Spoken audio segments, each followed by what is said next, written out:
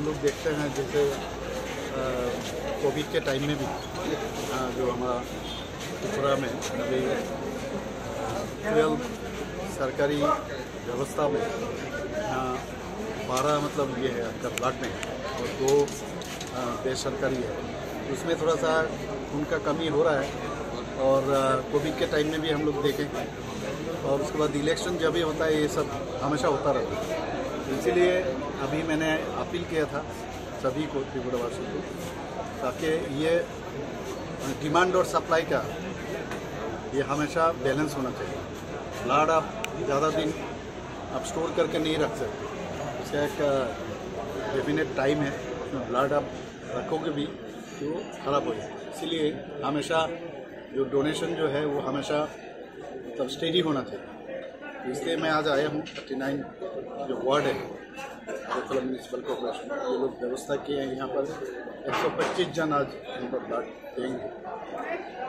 तो मैं सब त्रिपुरावासी को मैं ये कहूँगा कि सब आगे आए। पहले भी आप यहाँ पर इस तरह हेल्प किए हो और इसका सब्स्टिट्यूट भी नहीं है। खून मतलब एक व्यक्ति दूसरे को ही खून दे सकते हैं, यहाँ पर बाजार में खरीद के नहीं मिला है। इसलिए मैं सबको कहूँगा कि ब्लड डोनेशन में इंस्पायर होके आए।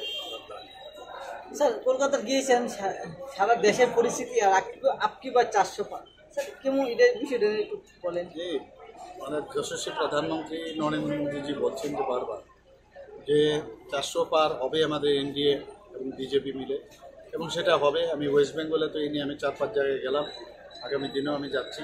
লম্বা আমার ওখানে যেতে হবে, প্রবাস থাকবে।